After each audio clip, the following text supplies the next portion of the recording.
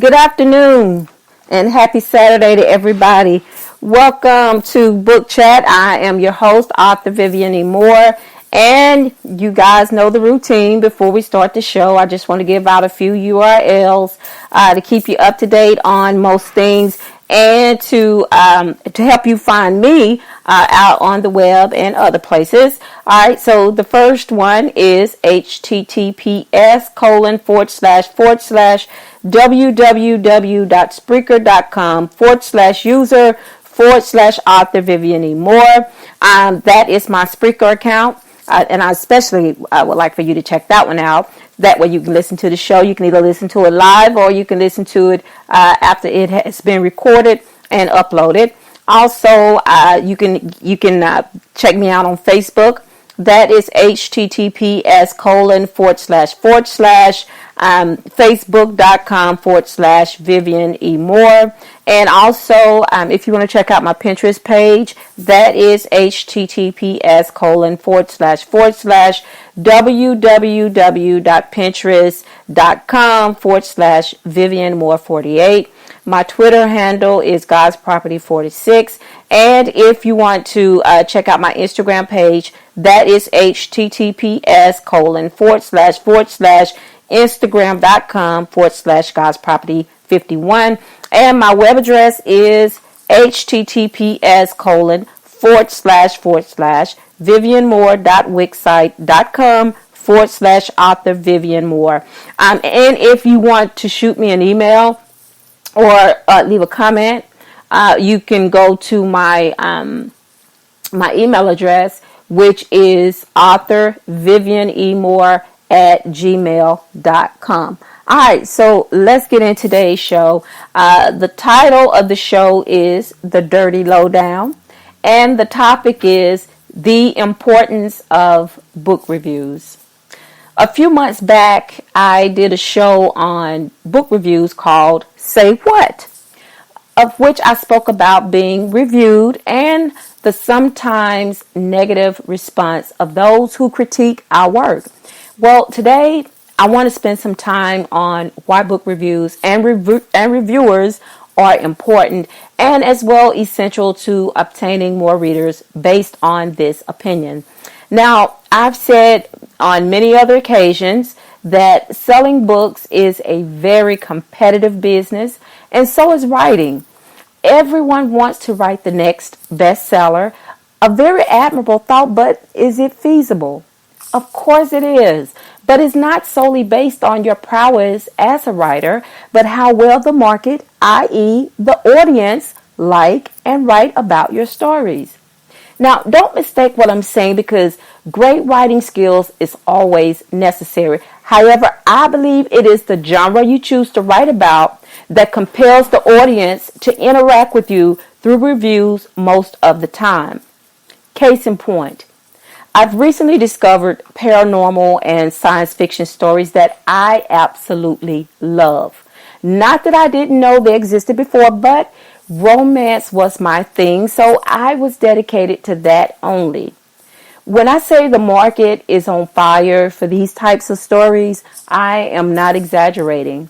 Not only are they top sellers, but the scores of reviews, and some are into the thousands, and it's mind-blowing. Well, I decided to explore new horizons, and I stumbled upon some incredible books along the way based on what other readers were saying about this popular genre of fiction. Thus, with my newfound love of this style of writing, it inspired me to share my discoveries with my audience as well, and potential new readers who are undecided as to what really sparks their interest. This is where I started paying close attention to what other readers said about their experiences. Now, if this wasn't clear before, reviews are the way to make that happen. As I eagerly anticipated the next story, my process was initiate a search for authors that I was familiar with only.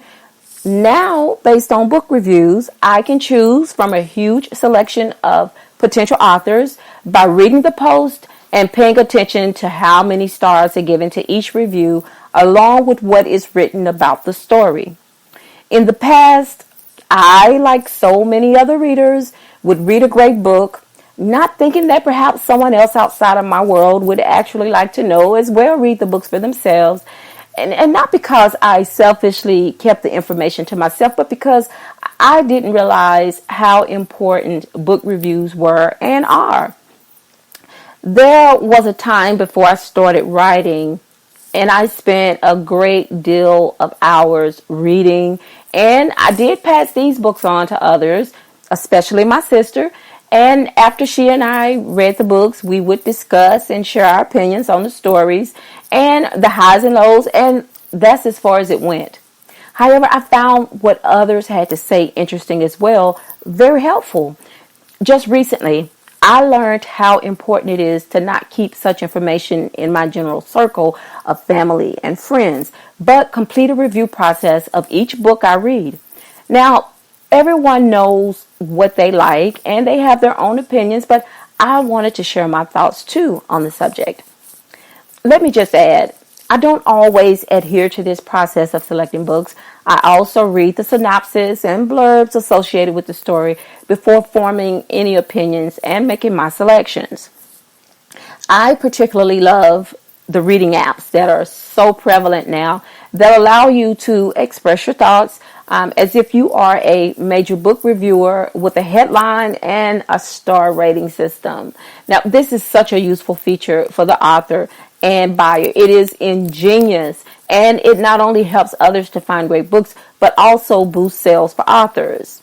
Now, this is a great avenue for the discovery of new authors. Still, with all of these helpful tools available, some readers still refuse to leave comments, and if so, very grudgingly, whereas others seemed enthused about what they are reading and passing this information on. Now, I'm mindful that not everyone can or will adapt to the notion that they can impact the lives of both authors and readers just by performing the simple task of leaving a review. Perhaps they view it as a waste of time or just don't care. I perceive not. I love reading and especially great stories, but most of all, sharing them. Now, I must confess, though motivated to read at one time, I was slow to share also. Not because I didn't want to, but because technology wasn't always so user-friendly. Word of mouth was all I had at the time, and it is still the best way to advertise in some cases, but I did try to spread the word around to those people who like to read the same as I do. Now, technology has become the writer as well the reader's best friend. This is a great partnership that I suggest everyone invest in. We all know reading is fundamental, but so is linking book reviews to potential buyers. The book market is a booming business within itself, and with so many authors out there, it is useful to link customers to prospective talent. Moving forward, every book I read, I try to give a positive response, whether if I like the story or not. Now, I'm not one for bashing people. Keep in mind, I am an author and I depend on book readers to give complimentary reviews to my work also. So it is in my best interest to treat others as I would myself, because I understand that it is not always based on how the story was written, but one's perception of how they wanted the story to go. I respect all reviewers' opinions, but I reserve the right to discover for myself if I am a fan or not. I wouldn't expect any less from anyone else. Would you buy a car without test driving it first, or sampling a new product without educating yourself? No, you would do the most logical thing and look for others who have gone before you. Now, if you're like me, you stick to what you know. Often what others might think or might be based on is popular opinion, and you shouldn't trust that either. Honesty is still the best policy, even when related to books. I'm not one for hyping an author based on popularity. I try to be fair, whether it's a well-known author or someone emerging through the sea of first-time writers. It is crucial to be fair and score the rating based on these methods: writing, clarity, editing, character development, plot, and storyline. Sometimes I cringe and I even laugh at reviews because some are just humorous to me. The majority of most reviewers are, and I'm air quoting here, want to be writers and believe that they know everything there is about the art. Nevertheless, excuse me, I respect the knowledge of those who are dedicated readers and spend countless hours reading, therefore qualified to give their opinions. You can tell the ones who have the technique down. Their reviews are spot on, honest, and less critical than someone who is just out to ruin an author's reputation for the simple reason they have nothing better to do with their time.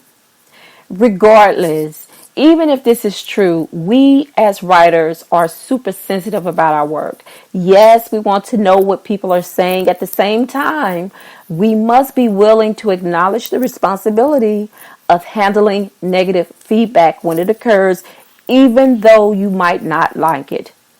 The fact remains, some reviewers are brutally honest.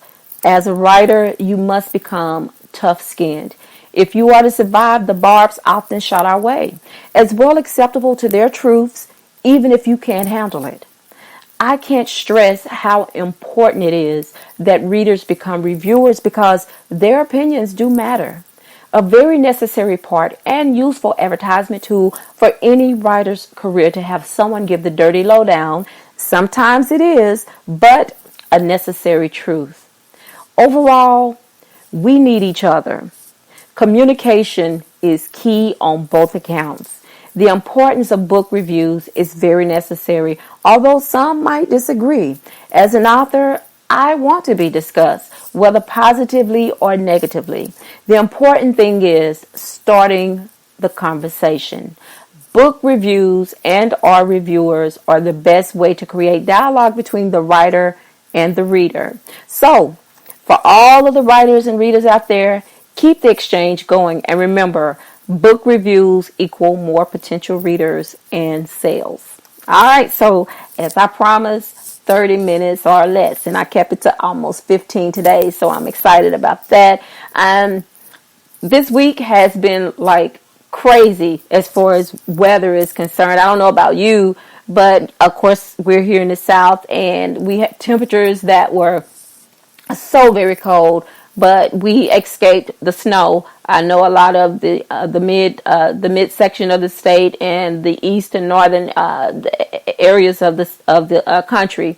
They did get snow and lots of it, so we escaped that one this time, and hopefully for the rest of the springtime. I know spring is not officially here until next week, but we have been subjected to some blizzards during the month of March and April, but I hope that won't be the case this year.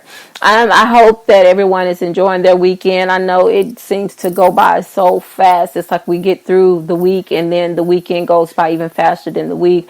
But here the weather is perfect. We have sunshine everywhere. We had rain last night, but it was over with during the night, and now we have these sunshiny days, and I'm so thankful for that. And of course, tomorrow is Sunday. That's worship day. And what I always say about that, find someone to go worship with, either go visit a church with a family member or a friend.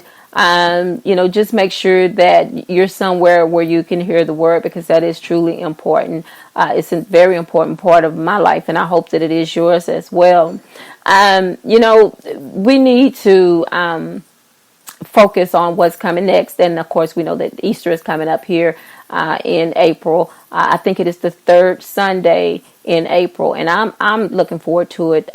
Easter is one of my favorite times of the year. And we know what that stands for. So I'm preparing myself for it. And, not only is it Resurrection Day. I don't know why I found it so hard to say that word for our Lord and Savior, but it's also a time for family gatherings, and I look forward to that as well. Because, it's not always about the new suits and shoes and all of that stuff, and Easter baskets and Easter egg hunts and all of that all of those things. It is more in depth than that, and that's what we really need to focus on. So I just wanted to say that that I had a good week. I always have a good week, and I just hope that everyone else has as well. And looking forward to every day that the Lord blesses me with to be able to see another day. Also, tell somebody that you love them, because tomorrow isn't promised. And today may be the only day that you get to say that. So I love you. I hope you love me back. I hope you enjoy the rest of your weekend. And God bless and goodbye.